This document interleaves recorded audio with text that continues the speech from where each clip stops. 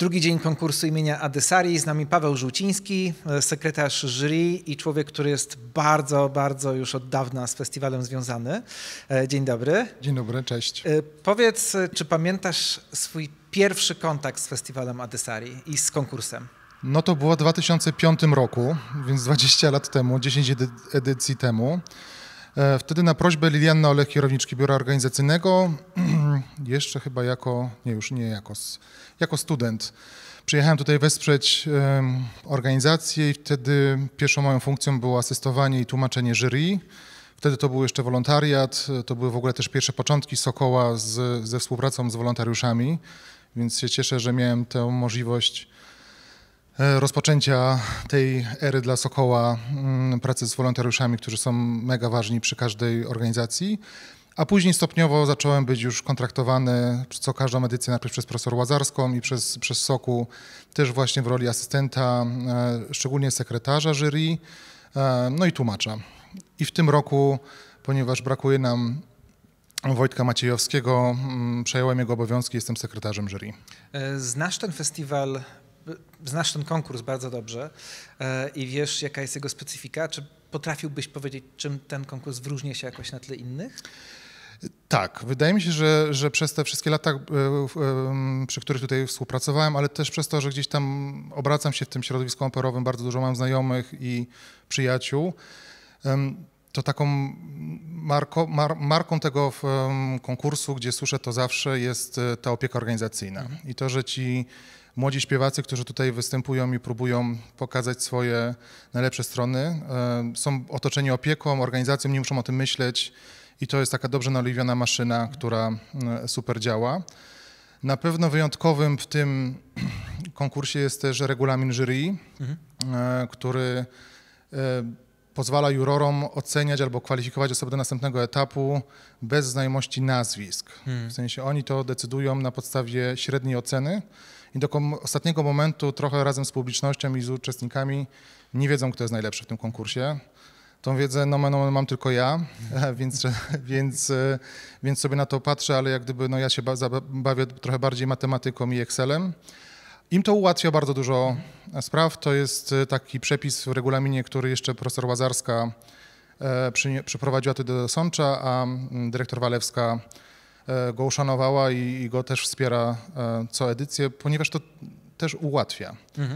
Ja zawsze będę miał w uszach takie słowa profesor Łazarskiej, która mówiła, że jak tylko jurorzy, czy jak tylko ktokolwiek tak naprawdę zna te nazwiska, to wtedy nie wygrywa już tak naprawdę ten kandydat, tylko najbardziej rozmowny albo elokwentny juror. Więc ta matematyka i rozmowa na temat punktów i średniej oceny niewątpliwie w mojej ocenie pomaga. I myślisz, że to unika też, czy pomaga uniknąć jakichś napięć wśród jurorskich obrad? To są bardzo super rozmowy zawsze z nimi. To są specjaliści, którzy są z różnych ośrodków.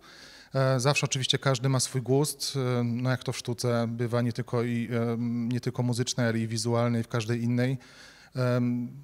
No i tak samo jest w teatrach operowych czy filharmoniach. Pomimo tego, że ktoś kiedyś wymyślił, jaka będzie obsada, no to nie do końca się całej publiczności musi to podobać. Na tym chyba też polega piękno tego sportu, tak to nazwijmy. Więc te obrady nigdy nie są burzliwe, nie ma żadnych skandali. Natomiast uważam, że jak najbardziej te rozmowy o punktach i jak gdyby takie trochę chłodne oddzielenie albo stawianie tej granicy, kto przechodzi dalej, bardzo pomaga. W tym roku regulamin troszeczkę się zmienił. On zresztą ciągle ewoluuje, ale tutaj mamy dość znaczące zmiany. I czy mógłbyś je powiedzieć, może zaczniemy od tych najważniejszych, czyli jak najbardziej. Zmiany związane z nagrodami? Tak, podjęliśmy decyzję w tym roku, żeby dość mocno zmienić regulamin. Idziemy z duchem czasu. Też chcemy być atrakcyjnym też konkursem, który nagradza najlepszą osobę również jakąś taką wydatną nagrodą pieniężną. No ale też podyktowane jest to tym, że po raz pierwszy współpracujemy ze Stowarzyszeniem Opera Europa i będziemy transmitować finał konkursu na platformie Opera Vision.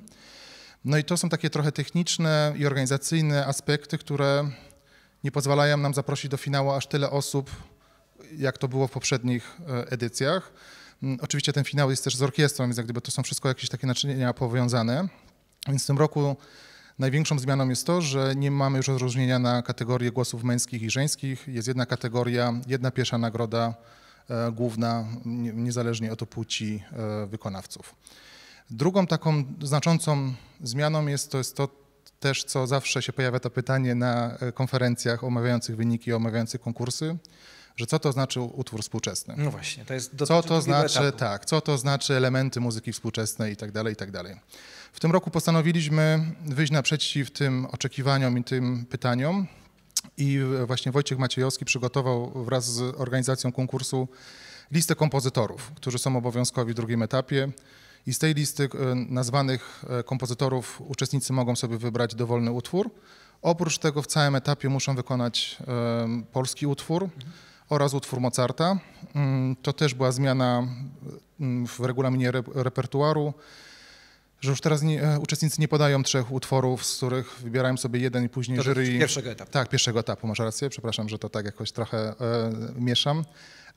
Więc po prostu wyszliśmy też naprzeciw temu, że przez ostatnie edycje zawsze było wybierane Mozart i to słynne i tradycyjne pytanie, no to poprosimy Mozarta. W tym roku to po prostu już zaplanowaliśmy wcześniej i obowiązkowym utworem Mozarta rozpoczynałem pierwszy etap, no i dobrowolnie wybraną arią, więc śpiewałem 2 utwory. Na koniec chciałem cię zapytać, co tobie największą przyjemność sprawia, jak słuchasz tych młodych uczestniczących w konkursie śpiewaków i śpiewaczy? Że im się chce, że że im się chce, że stają naprzeciw swoim czy to chorobom, czy różnym obiekcjom, nerwom. No to jest bardzo takie specyficzne środowisko w sensie takich przesłuchań. Czy to w teatrze, czy na konkursie. Muszą wyjść na scenę, muszą coś powiedzieć. To też jest chyba takie coś wyjątkowego w naszym konkursie, że oni przychodzą, się przedstawiają i mówią, co śpiewają. Niektórych to bardziej stresuje niż śpiewa. Tak. I oni nagle stają przed tym takim momentem, że muszą coś powiedzieć w ogóle, a nie zaśpiewać. Więc to jest, ja ich podziwiam, że mają te nerwy na wodzy. No i stają przed 8 ludzi, którzy mają notesy i pióra i długopisy i ich oceniają. Więc ja jestem pełen podziwu, że do tego tutaj, że przyjeżdżają do Sącza i że tak jak powiedziałem, im się chce. No i że pięknie śpiewają, że mają większość z nich ma coś do przekazania, że ten repertuar jest w sumie zróżnicowany. Usłyszeliśmy bardzo fajne niektóre arie w pierwszym etapie, takie, które no ja na przykład słyszałem po raz pierwszy, a już od kilku edycji tutaj jestem, więc sobie zapisuję te tytuły, bo bardzo mnie to cieszy, że to nie jest, pomimo tego, że niektóre arie oczywiście się powielają, ale że też są takie kwiatki, które po prostu pokazują, że ta literatura jest tak szeroka i można zabłysnąć czymś jeszcze niesłyszanym. No to oby im się chciało w takim razie jak najbardziej, jak najdłużej. Dziękuję bardzo. Paweł Żuciński, sekretarz jury. Dzięki bardzo.